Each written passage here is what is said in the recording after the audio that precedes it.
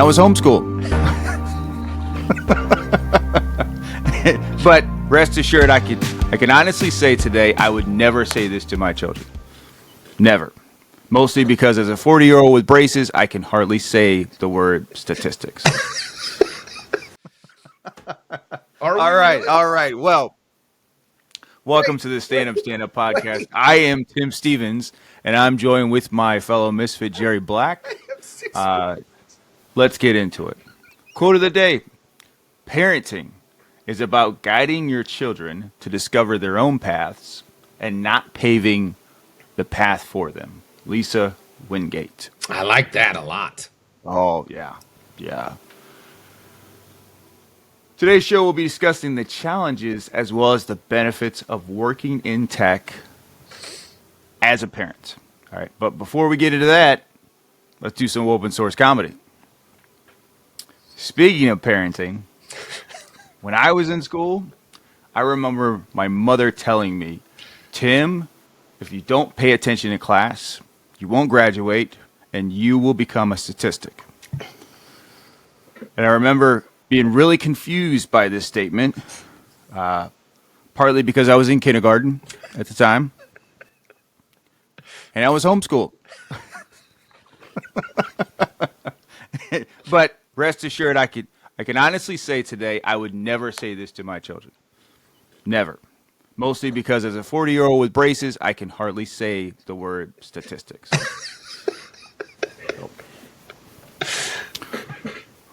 Okay. So, Jerry, this is, I think, a great topic. Really looking forward to this one. You're a parent. I'm a parent. A lot of our close friends, colleagues, family members that work in tech are also parents.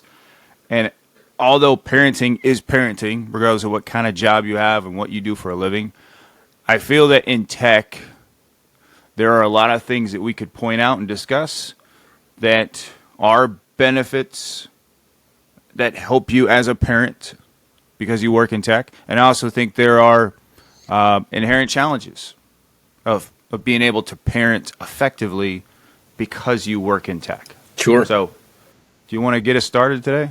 Yeah, so I guess I would. One thing I would say that I was proud of myself early on, and now wonder if I made major mistakes.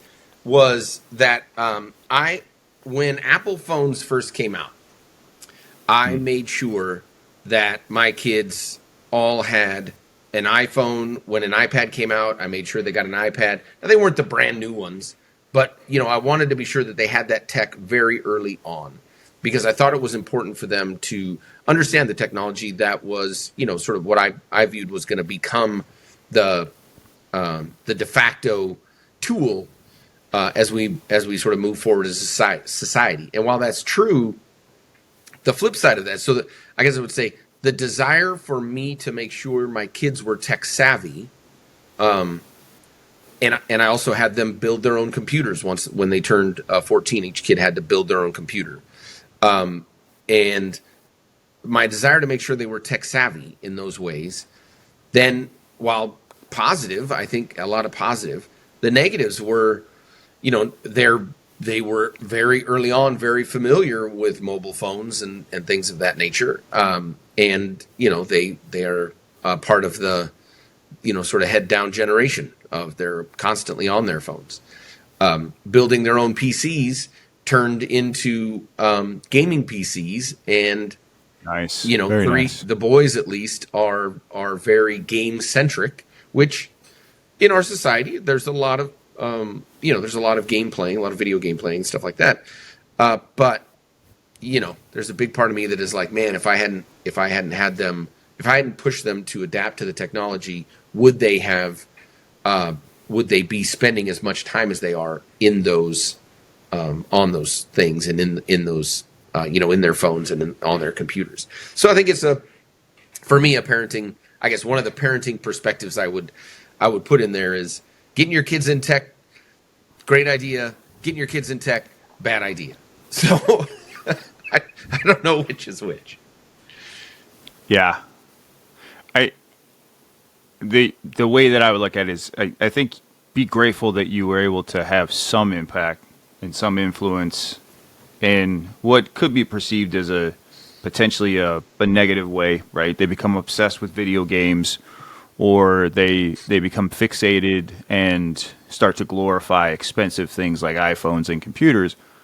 But at the same time, I mean, those are positive things that even if they don't go into tech themselves, knowing beyond what the average person would know about an iPhone and how to use it effectively, and knowing, again, beyond the average person that knows about computers and all the components and how it fundamentally works, is only going to serve them, because those two things, regardless of what you do, whether it's engineering or you're a server at IHOP, you're going to have some degree of technology as part of your day-to-day that you have to deal with and be able to maneuver and manage. Yeah, it's a fair statement. So that's kind of my I guess I would say my input into that. What's your raising kids in tech kind of, or I'm a tech worker and now I'm raising my kids. What's a mistake on your part, or here's some advice?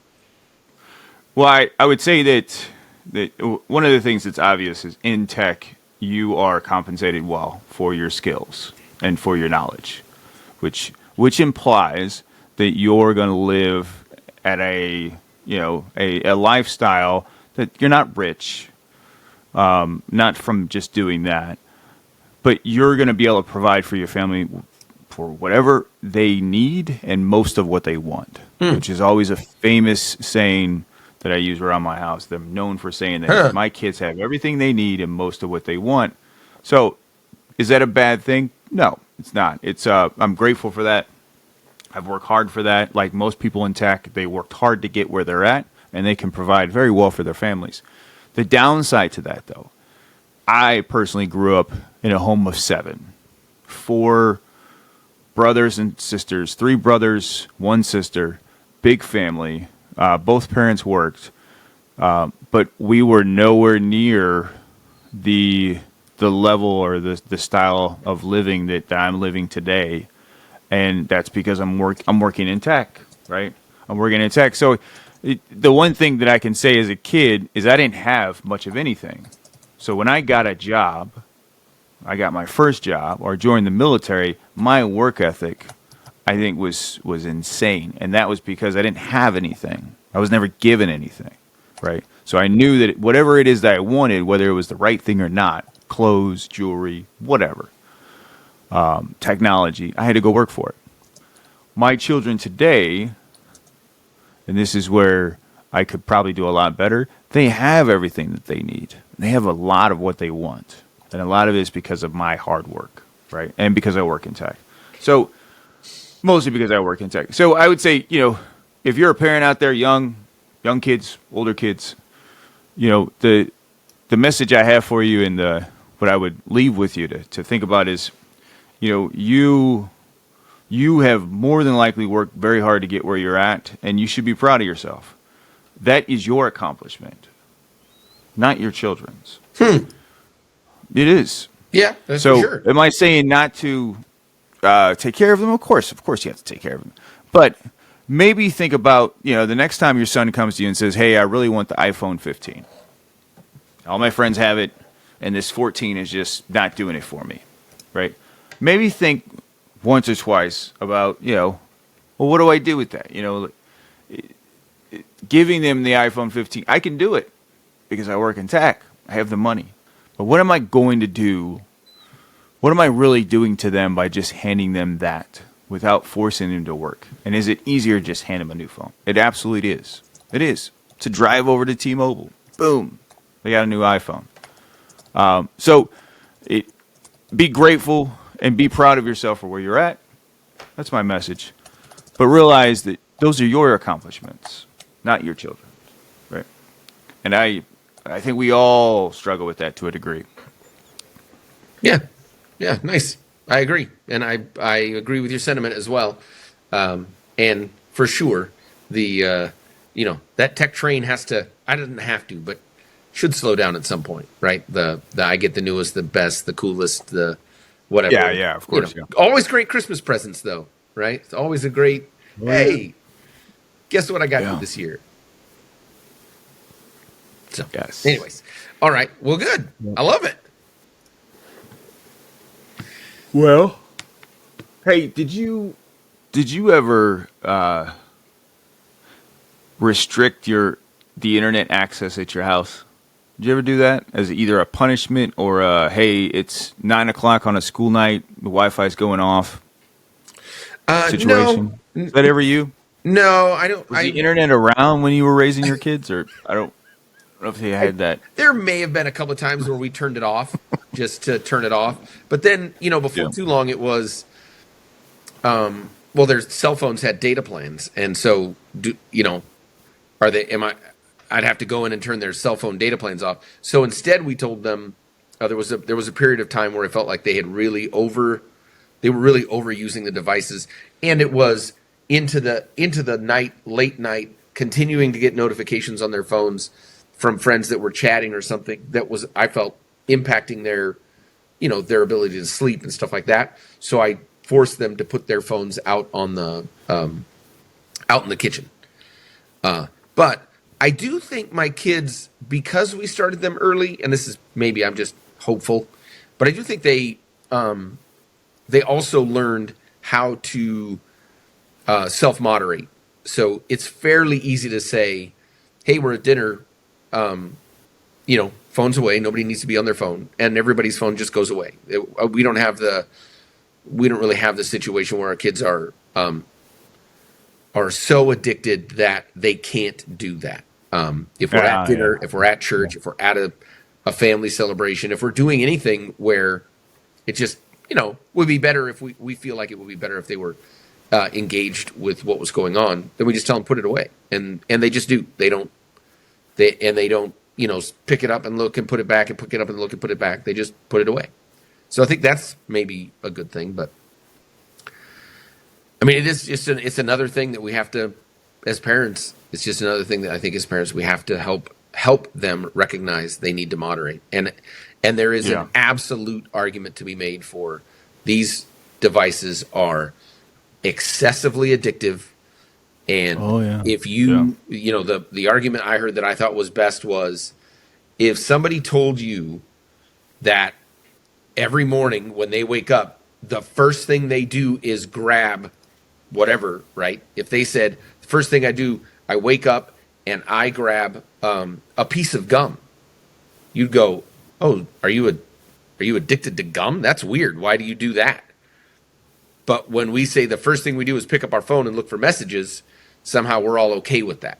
And certainly if you said, the first thing I do is when I wake up, I grab a beer, holy gosh, you are addicted, that you are an alcoholic. First thing I do, I wake up and grab my phone. Okay, I get it. First thing I do, I wake up and look at Twitter. First thing I do, I wake up and look at email. That's probably not a healthy behavior. And it's not. And we need to, while we can, you and I can always make the claim, well, but for work, I need to, I'm expected to be connected, etc. But for our kids, there's nothing. There's nothing that they are expected to have a response to in that window of I just woke up and I started looking. So, it is something that will continue to be a problem. And then once Elon Musk's, brain implant thing gets settled, and then we're all just immediately, mentally connected to our phone. Then and then he just pushes a button and controls us all, and we all, pushes a button and we all are forced to tweet. Push a button. Oh, I must tweet. Back to work. Yeah. All right, man. Yep. I gotta roll. Well, all right. Well, I want to thank my fellow misfit, Jerry Black. I am Tim Stevens, and thanks for tuning in, and have a great day.